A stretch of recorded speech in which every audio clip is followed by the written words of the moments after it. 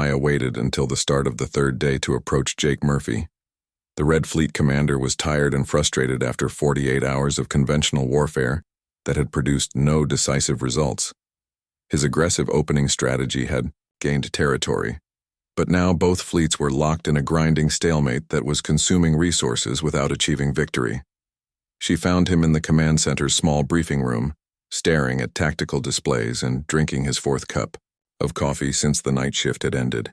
His senior staff was scattered around the room, all of them looking as exhausted as their commander. The excitement of the first day had given way to the grim reality of prolonged conflict. "Commander Murphy," Maya said quietly, "could I have a few minutes to discuss our supply situation?" Jake looked up, his eyes unfocused from fatigue and screen glare. "Collins, right? From logistics?" He rubbed his face with both hands. "What's the problem? Are we running low on something?" "Not exactly," Maya replied. "But I've been analyzing our consumption patterns, and I think I've found something that might change how we approach the rest of the simulation." Jake's battlegroup commanders looked up from their own displays with expressions that ranged from mild interest to barely concealed irritation. Commander Lisa Wong, who led Battlegroup 2, was the first to speak. "We're kind of busy here, Collins. The Blue Fleet is massing for another attack on New Geneva, and we need to figure out how to counter it without weakening our other positions." Maya nodded. "I understand. But what if I told you there was a way to end this simulation in the next 12 hours without fighting any major battles?" The room fell silent. Jake Murphy set down his coffee cup and gave Maya his full attention for the first time since she had entered the room. "I'm listening," he said simply. Maya moved to the main, tactical display and began calling up data screens that showed supply flows for both fleets. "Everyone has been focused on controlling territory and winning battles," she began. "But wars aren't won by taking ground. They're won by making it impossible for your enemy to keep fighting." She highlighted several points on the display, showing the Blue Fleet supply network. "Velshan has built an efficient supply system, but it depends on everything working perfectly. His ammunition comes from 3 major depots. His fuel comes from 5 production facilities. His food and medical supplies are distributed from 2 central warehouses." Commander Wong leaned forward, studying the display. "Those are all heavily defended installations. We've already tried attacking some of them. The casualties would be enormous, and we'd probably fail anyway." "You're right," Maya agreed. "Those installations are too well defended for direct assault, but they're not the real targets." Maya changed the display to show the transportation network that connected the supply bases to the fleet units. Dozens of convoy routes crisscrossed the sector, each one marked with timing information and cargo details. "The Blue Fleet moves supplies on a fixed schedule," Maya explained. "Ammunition convoys leave the main depot every 6 hours. Fuel tankers run on 4-hour cycles. Medical supplies are delivered twice a day. Everything follows predictable patterns. Because predictability makes logistics easier to manage." Jake Murphy was studying the display intently now. "What are you suggesting?" Maya highlighted 17 specific points on the transportation network. "Each of these locations represents a critical vulnerability. They're not supply bases or combat units, they're navigation beacons, communication relays, and automated refueling stations. The Blue Fleet depends on them to keep their supply convoys running smoothly." She zoomed in on one particular area. "This communication relay coordinates fuel deliveries for the entire eastern sector. It's defended by exactly 2 patrol ships, because nobody thinks it's strategically important. If we take it out, fuel convoys in that region will lose their coordination. Ships will miss their refueling schedules. Some units will run out of fuel while others have too much." Commander Wong was beginning to understand. "And if we hit multiple points simultaneously?" "Chaos," Maya replied. "The Blue Fleet supply system will start breaking down faster than they can fix it. Individual disruptions might seem random, but together they'll create cascading failures throughout their entire operation." Jake Murphy stood up and began pacing around the room. Maya could see him working through the implications in his mind.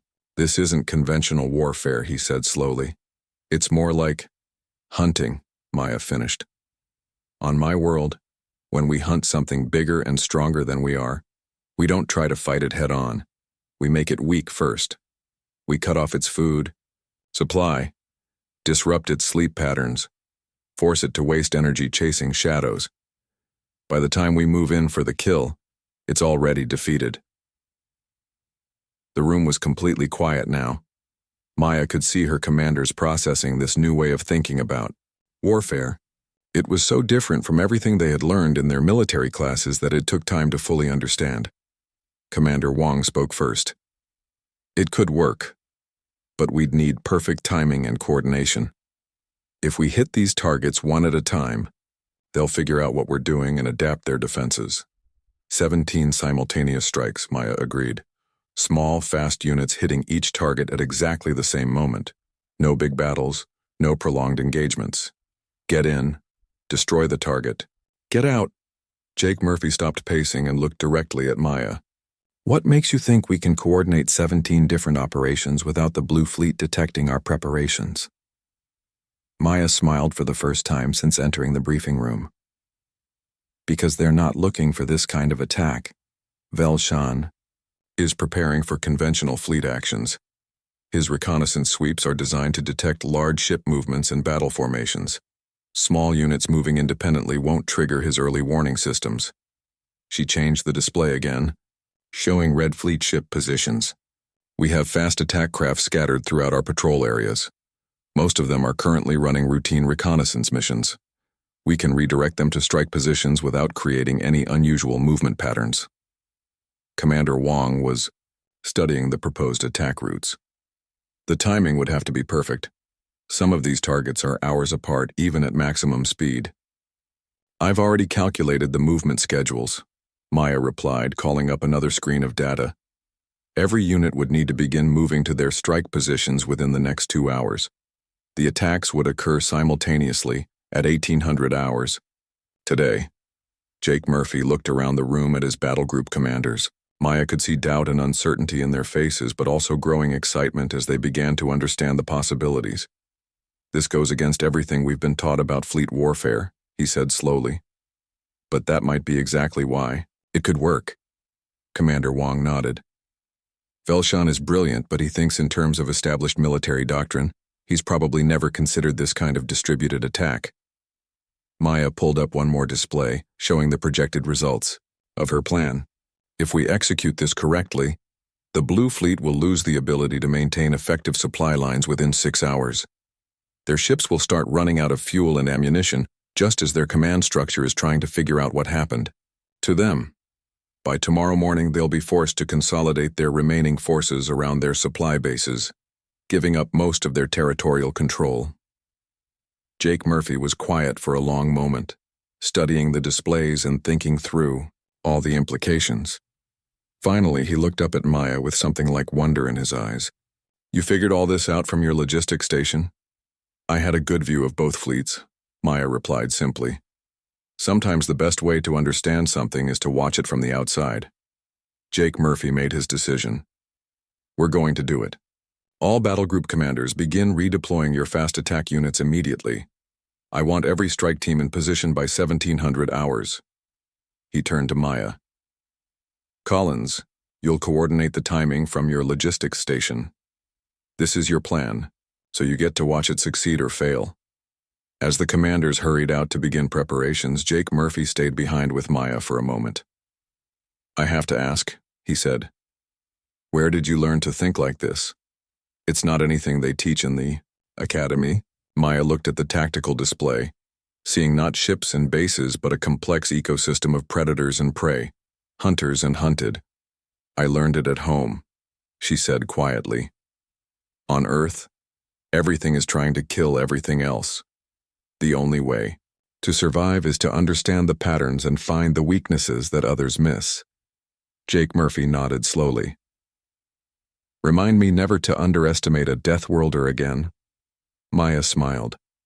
You might want to tell Velshan that too, in about 6 hours. Admiral Kate Sullivan stood in the command center on Earth, looking at the huge screens that showed space around their planet. It had been 6 months since Captain Jake Morrison and his crew had returned with news about the alien fleet. 6 months of preparing for war. Kate was a strong woman in her 50s with gray hair and sharp green eyes. She had spent 30 years in Earth's Space Navy, but she had never faced anything like this. Around her, dozens of officers worked at their stations, watching for signs of the enemy.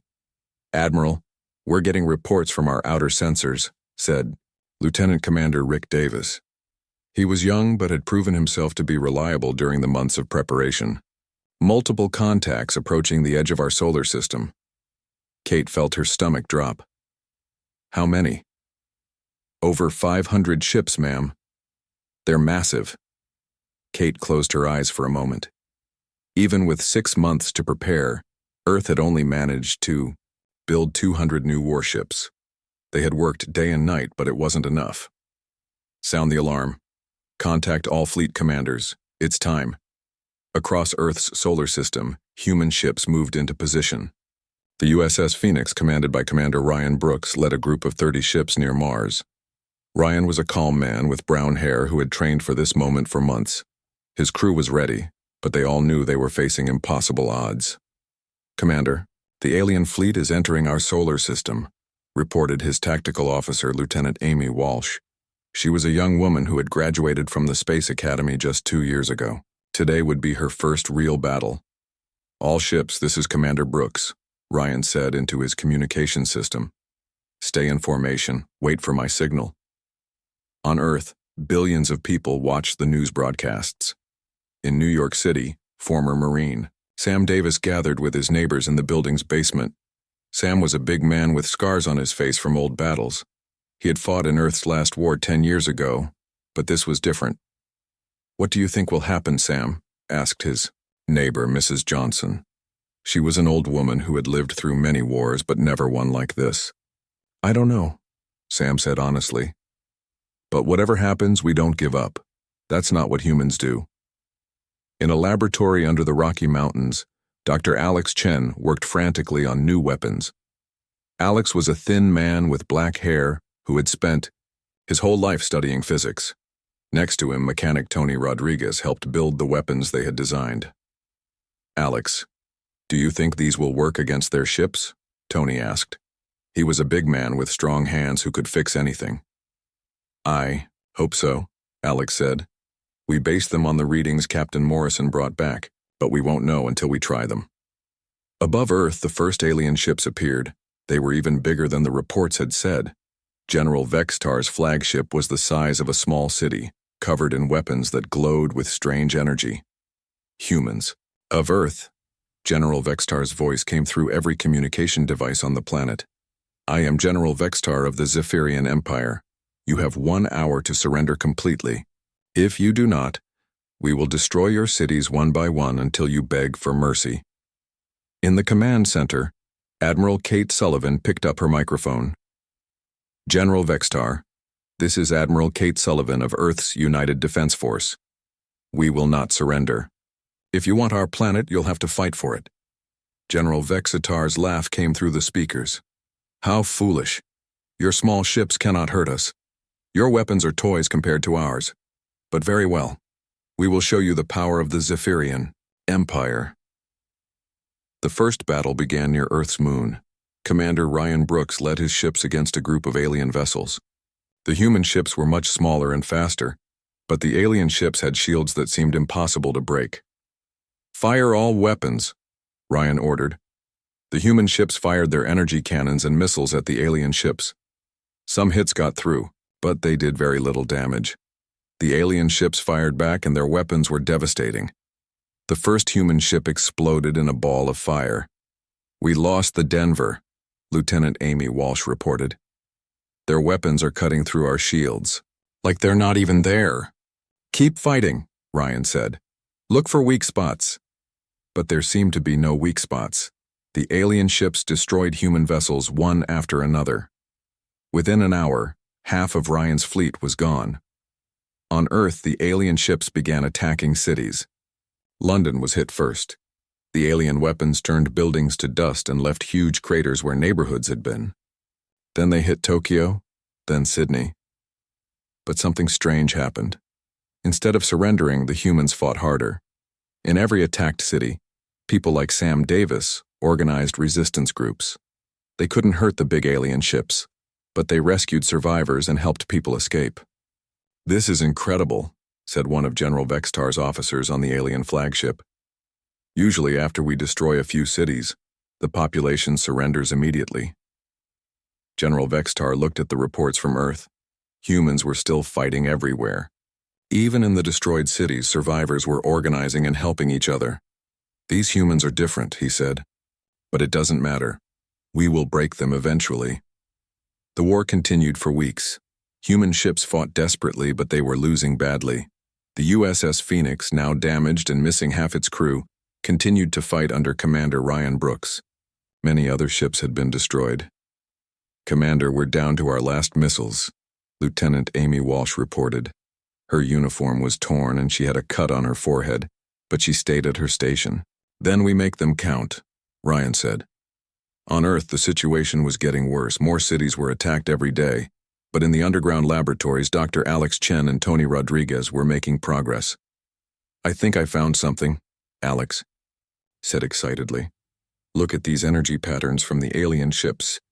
They all use the same frequency for their shields." "What does that mean?" Tony asked. "It means if we can build a weapon that uses a different frequency, we might be able to get through their shields." They worked for 3 days straight. Finally, they had built a new weapon that used technology copied from the alien ships that Captain Morrison had scanned. Meanwhile, something unexpected was happening across Earth. The human population was not breaking under the alien attacks. Instead, they were getting more determined to fight. Engineer Amy Foster in Detroit organized factory workers to build weapons. Teacher Linda Brown in Texas taught children how to hide and survive. Everywhere, humans were adapting to the new reality of war. "General, we're getting strange reports from our ground forces," one of Vextar's officers said. "The humans are not behaving like other species we've conquered." "What do you mean?" General Vextar asked. "Other species become afraid and stop fighting when we destroy their cities. But these humans seem to fight harder after each attack. They're helping each other and organizing resistance everywhere." General Vextar was puzzled. In 47, previous conquests' overwhelming force had always led to quick surrender. But humans were different. Even their destroyed cities continued to resist. "It doesn't matter," he said finally. "We will increase our attacks until they break." But privately, General Vextar was beginning to worry. The war was taking longer than expected, and his forces were having to work harder than they ever had before. The humans were weak individually, but together they seemed to have a strength that the Zephyrian Empire had never encountered. On Earth, Admiral Kate Sullivan received the first good news in weeks. "Admiral, Dr. Chen's new weapons are ready for testing. Send them to Commander Brooks immediately," she ordered. "It's time to see if human ingenuity can match alien technology." The real test was about to begin. Dr. Alex Chen stood in his underground laboratory, looking at the new weapon he and Tony Rodriguez had built. It was smaller than the old human weapons, but it glowed with the same strange energy they had seen from alien ships. "Are you sure this will work?" Tony asked. He wiped sweat from his forehead with a dirty cloth. "They had been working for 18 hours straight. The math says it should," Alex replied. "But math and reality are sometimes different things. Above them, the war continued." It had been 2 months since the aliens arrived and Earth was losing badly, but humans were learning to adapt in ways that surprised everyone, including themselves. Commander Ryan Brooks received the new weapons on his damaged ship, the USS Phoenix. Half of his original crew was gone, but new volunteers kept coming from Earth to replace them. Lieutenant Amy Walsh had been promoted to his second-in-command after showing incredible bravery in battle. "Commander, the new weapons are installed," reported Chief Engineer Mike Foster. He was Amy Foster's brother, a quiet man who could fix anything that was broken. "Dr. Chen says to target the alien ships at these specific points." He showed Ryan a diagram on his tablet. "Understood," Ryan said. "Amy, pick our target, something big enough to make a statement." Amy looked at her sensors. "There's an alien cruiser attacking the Mars colony. It's alone and focused on the ground attack." "Perfect, all ships follow my lead. Let's see what human science can do." The Phoenix and 5 other surviving human ships approached the alien vessel. It was 3 times bigger than all their ships combined, and it was firing down at the Mars, colony where thousands of humans lived and worked. Target their shield generators, Ryan ordered. Fire the new weapons. The human ships fired. Instead of the usual blue energy beams, these weapons shot beams of bright white light. When they hit the alien ship, something amazing happened. The alien shields flickered and failed. It worked, Amy shouted. Their shields are down. All ships, fire everything we have, Ryan commanded. The human ships poured all their regular weapons into the alien cruiser. Without its shields, the alien ship took heavy damage. Explosions ran along its hull. Finally, the massive ship began to fall toward Mars. We did it, Mike Foster said quietly. We actually hurt them. The news spread quickly through the human fleet and back to Earth. For the first time since the war began, humans had destroyed an alien ship. Morale improved everywhere, but General Vextar was not pleased. How did they destroy one of our cruisers? He demanded from his officers. We're not sure, General, replied his science officer. Their weapons seem to use our own technology against us. Impossible. These primitives cannot understand our technology. The evidence suggests otherwise, sir. Perhaps we underestimated them. General Vexitar's yellow eyes glowed with anger. Double our attacks. I want every human city bombed until they surrender. But the humans had learned something important. They could fight back. Dr. Alex Chen worked faster than ever to build more of the new weapons. Tony Rodriguez organized teams of mechanics to install them on every human ship they could reach. On Earth, the resistance was growing stronger. Sam Davis had organized thousands of people in New York City. They couldn't fight the big alien ships, but they could rescue people and gather intelligence.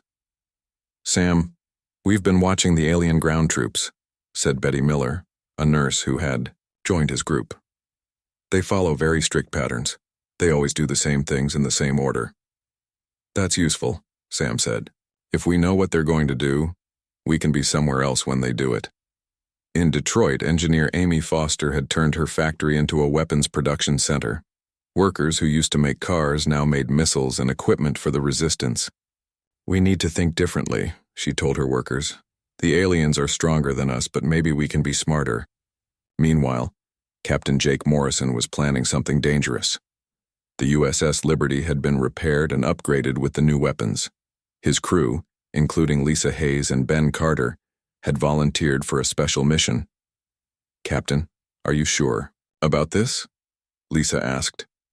She was looking at the plan Jake had drawn up. Getting close to their supply ships is incredibly risky. Everything we do now is risky, Jake replied. But their supply ships are less protected than their warships. If we can disrupt their supplies, maybe we can slow down their attacks on Earth. Ben Carter looked up from his engineering station. I've been studying the alien ship designs from our sensors.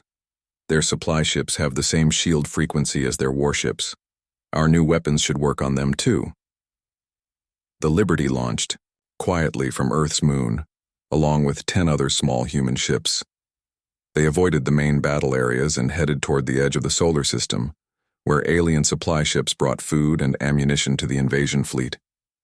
As they traveled, they received more good news. Human ships using the new weapons had destroyed 3 more alien vessels. The aliens were starting to change their tactics, spreading their ships out more and being more careful. They're learning that we can hurt them, Lisa observed. Good. Let them be afraid for once. The Liberty found the alien supply convoy exactly where intelligence had predicted. 6 large ships were moving slowly toward the main alien fleet, carrying supplies from conquered worlds. Remember, we hit fast and hard, then get out, Jake told his small fleet.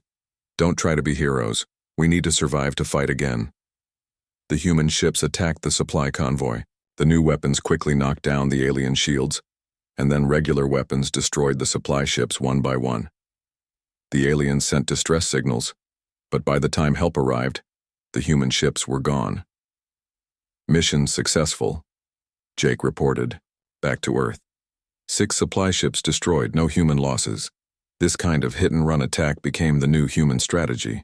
Small groups of ships would strike at alien supply lines, communication stations, and isolated patrols. The aliens found it hard to defend against these attacks because humans didn't follow any predictable pattern. Back on Earth, Resistance groups were learning too. Sam Davis's people discovered that alien ground troops relied heavily on their communication equipment. When the equipment was damaged, the aliens became confused and ineffective. "It's like they can't think for themselves," observed Betty Miller after watching alien troops wander aimlessly when their radios were jammed. "Maybe that's their weakness," Sam said. "They're used to following orders. When they can't get orders, they don't know what to do." Dr. Alex Chen made another breakthrough. While studying captured alien equipment, he found something interesting. "Tony, look at this," he said excitedly. "All their computer systems are connected in one big network." "So, what?" Tony asked. "So if we could get a virus into their network, it might spread to all their ships at once." Alex contacted Emma Stone, a young computer expert who had been working with the Resistance. Emma was only 22 years old, but she was the best hacker on Earth. "Emma, can you create a computer virus that would work on alien technology?" Emma studied the alien computer code that Alex had captured. "This is strange," she said. "Their computer language is very different from ours, but it follows logical patterns. I think I can write a virus that will confuse their systems." "How long do you need?" Alex asked. "Give me 2 weeks." While Emma worked on the virus, the war continued. Human forces were still losing ships and people, but they were also learning and adapting. Every battle taught them something new about their enemy. General Vextar was becoming frustrated. "These humans are not fighting like any species we've conquered before," he told his officers. "Every time we develop a countermeasure for their tactics, they change their tactics." "Perhaps we should increase our ground forces," suggested one officer. "No," Vextar said. "Ground forces are too vulnerable to their resistance groups. We will continue the space battle and bombing until they surrender." But privately, General Vextar was beginning to doubt victory would come quickly. Humans were proving to be much more resourceful and determined than anyone had expected. Emma Stone sat in her dark room, surrounded by computer screens showing alien code. She had been working for 2 weeks straight, drinking coffee and eating sandwiches while she built the most important computer virus in human history. "I think I've got it," she said to herself, then picked up her phone to call Dr. Alex Chen. "Alex, the virus is ready. It should spread through their entire network once it gets into any alien ship." "Excellent work, Emma," Alex replied. "We'll get it to Captain Morrison right away." On the bridge of the USS Liberty, Captain Jake Morrison looked at the small data chip that contained Emma's virus. His crew had grown experienced in the months of fighting. Lisa Hayes now had scars on her face from a battle near Jupiter, and Ben Carter walked with a slight limp from when their ship was badly damaged. "How do we get this into their system?" Lisa asked. "We need to get close to one of their command ships," Jake said. "Close enough to physically connect to their computer network." "That's practically suicide, Captain," Ben said. "Their command ships are the most heavily defended targets in their fleet." "Maybe," Jake said. "But if this virus works like Emma thinks it will, it could change the whole war." Meanwhile, near Jupiter's largest moon, Admiral Kate Sullivan was preparing for the biggest battle humans had fought so far. Over the past months, Earth had built new ships using alien technology. The human fleet now had over 100 ships equipped with the new weapons that could penetrate alien shields. "Admiral, all ships are in position," reported Lieutenant Commander Rick Davis. "We have ships from Earth, Mars, and the asteroid belt colonies." "Good," Kate said. "Today we show the aliens that humans can fight a real battle, not just hit and run attacks." The target was a major alien fleet base near Jupiter. General Vexatar had stationed 50 of his best ships there to control the outer solar system. It was supposed to be safe from human attack because of its strong defenses. But the humans had learned a lot in the past months. They no longer charged straight at enemy ships like they did in the early battles. Instead, they used complex tactics that confused the aliens. "All ships, this is Admiral Sullivan," Kate said into her communication system. "Remember, we attack in waves. First wave draws their attention. Second wave hits their flanks. Third wave goes for their command ships. Stay coordinated and watch each other's backs." The battle began when 30 human ships appeared on one side of the alien base.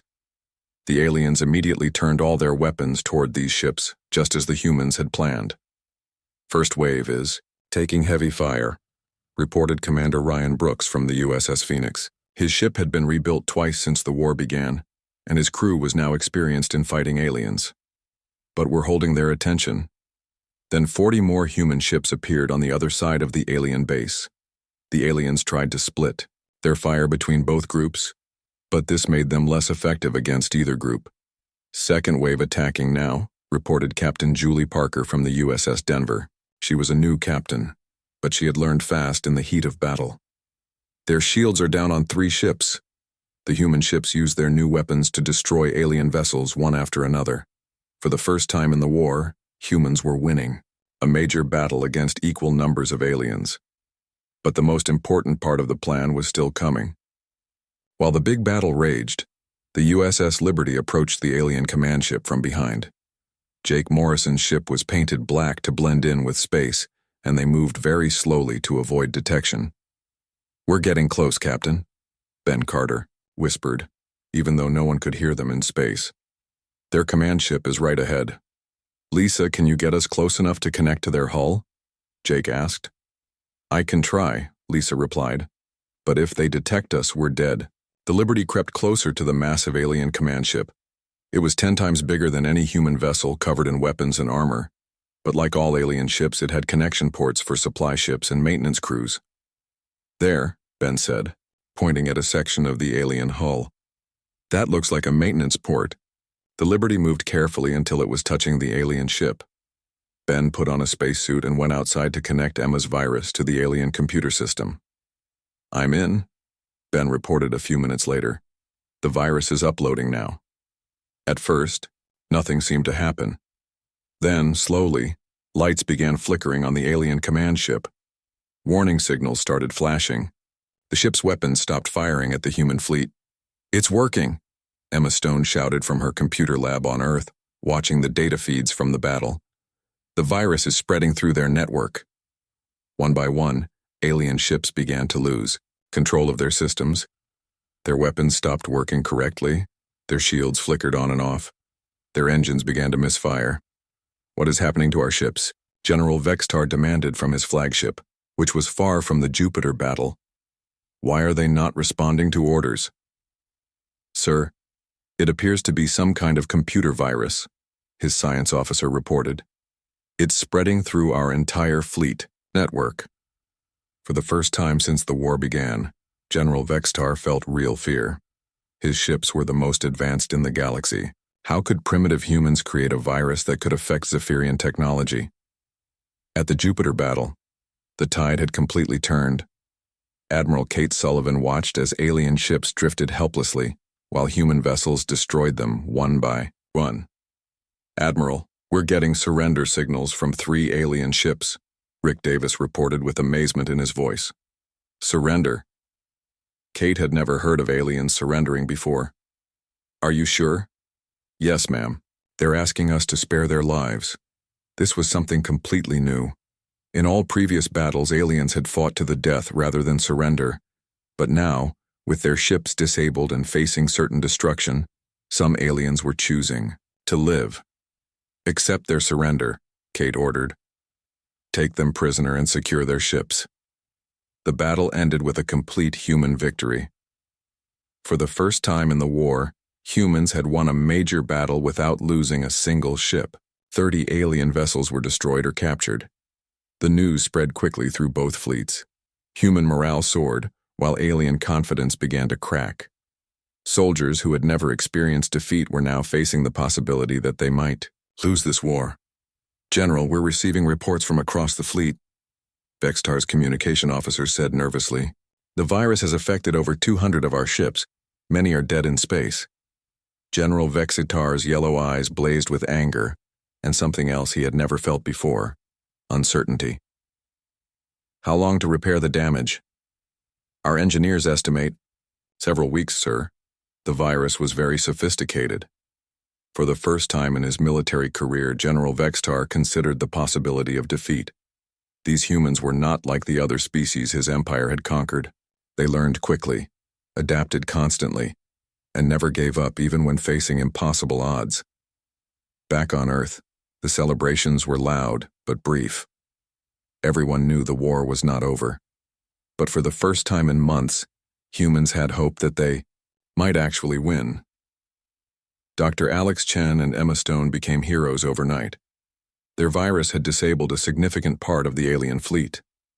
Tony Rodriguez and his teams of mechanics worked around the clock to build more ships and weapons. Sam Davis and the resistance groups on Earth prepared for the next phase of the war.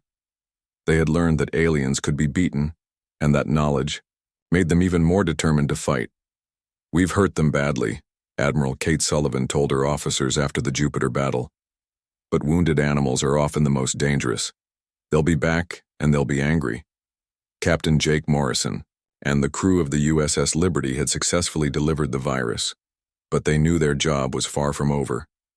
The war was entering a new phase, one where humans had proven they could match alien technology and tactics. General Vexitar stared at the reports from Jupiter and felt something he had never experienced before: respect for his enemy. These humans were proving to be the most dangerous opponents the Zephyrian Empire had ever faced. The next battle would determine the fate of both species. General Vexitar stood on the bridge of his flagship, watching as another group of his ships lost power to the human virus. In just 3 weeks since the Jupiter battle, he had lost over half of his fleet. Ships that had conquered dozens of worlds were now floating helplessly in space. "General, the humans are attacking our supply base near Saturn," reported his tactical officer. "Our ships there cannot defend themselves properly because of the virus." Vexitar's yellow eyes burned with frustration. "How many ships do we have left that are fully operational?" "Only about 150, sir. The rest are either destroyed or disabled." For a species that had never known defeat, this was unthinkable. Vexitar had started this invasion with 500 ships and complete confidence. Now he was losing to creatures he had considered primitive just months ago. Meanwhile, Captain Jake Morrison prepared for what everyone hoped would be the final battle. The USS Liberty had been upgraded again with the best human and captured alien technology. His crew, including Lisa Hayes and Ben Carter, had become legends among human forces.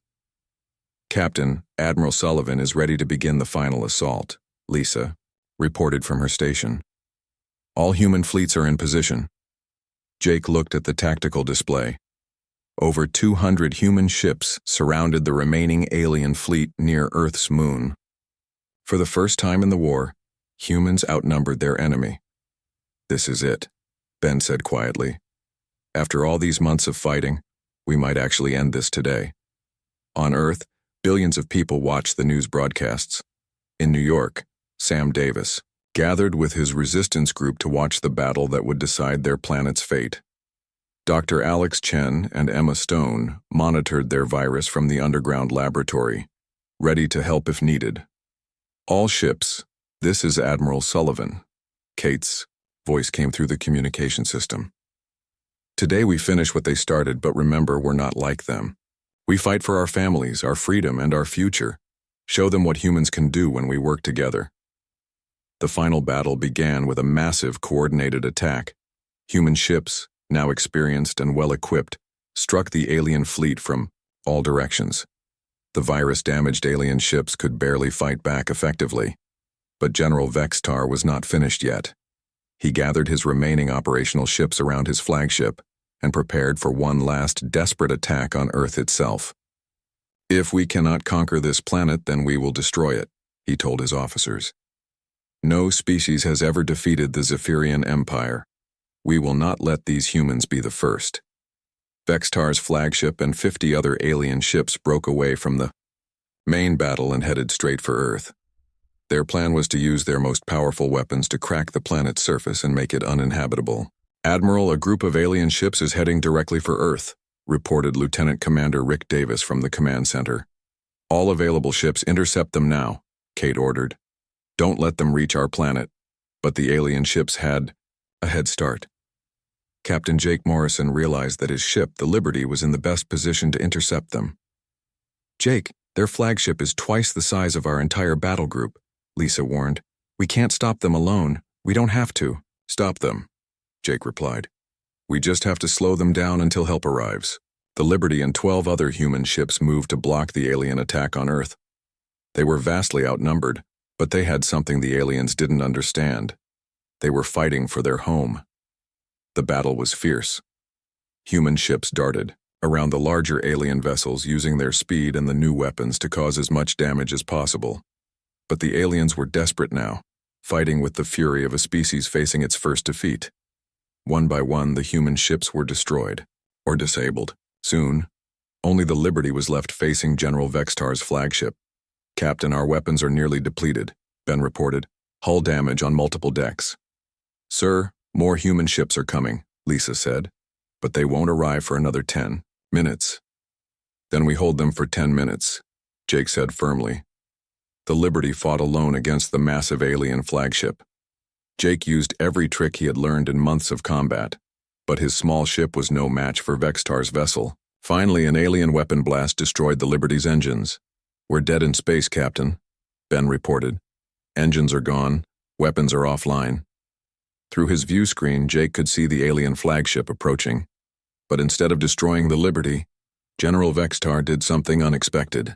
His ship grabbed the Liberty with a tractor beam and pulled it into his ship's landing bay. They're taking us aboard, Lisa said with surprise. Why? Ben wondered. Why not just destroy us? Minutes later, Jake and his senior crew were brought to General Vextar's command center. The alien general stood waiting for them, but something had changed in his appearance. He looked tired and uncertain. Captain Morrison, Vextar said, I remember you from our first meeting many months ago. General, Jake replied calmly, I remember you too. You have cost me everything, Vextar continued. My fleet, my reputation, my empire's trust in me. No species has ever done this to the Zephyrian Empire. We didn't want this war, Jake said. You brought it to us. Vextar was quiet for a moment. Around them, his bridge crew watched nervously. Many of them had never seen their general show uncertainty before. How did you do it? Vextar asked finally. How did a primitive species defeat the greatest military force in the galaxy? Jake thought carefully before answering. You're not primitive, he said.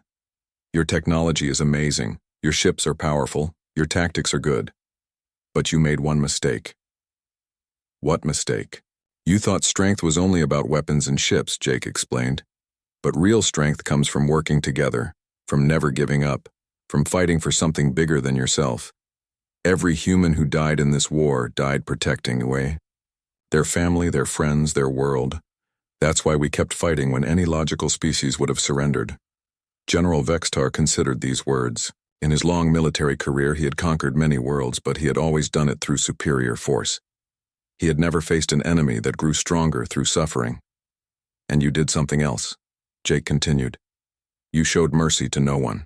Every species you conquered learned to fear you. But humans believe that even enemies can change. Even you can choose a different path. What are you saying? Vextar asked. I'm saying the war doesn't have to end with everyone dead, Jake replied. You can choose to stop fighting. You can choose to live. On the tactical displays around them, they could see that the rest of the human fleet had arrived. Admiral Sullivan's ships surrounded Vextar's flagship. The general's remaining ships were outnumbered and outgunned. General, we're receiving surrender demands from the human fleet, one of Vextar's officers reported. For a long moment, Vextar stared at the displays showing his defeated fleet. Then he looked at Jake Morrison, this human who had somehow found strength and kindness rather than cruelty.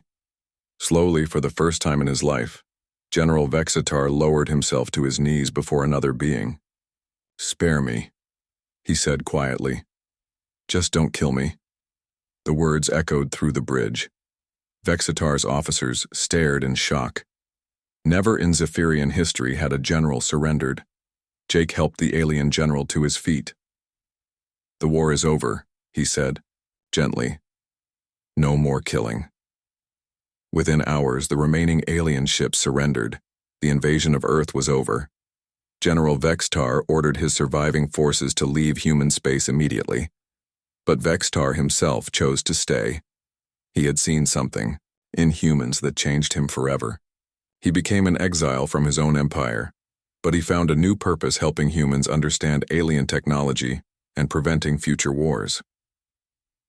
Years later, when people asked Jake Morrison how humanity had defeated such a powerful enemy, he always gave the same answer. We didn't defeat them with better weapons or ships. We defeated them by showing them that there was another way to live. The galaxy would never be the same. Word spread quickly that the mighty Zephyrian Empire had been defeated by a species that valued cooperation over conquest, mercy over revenge. Other species began to hope that they too might someday be free. And on Earth, children grew up hearing stories about the day when an alien general bowed to a human and asked for mercy instead of death.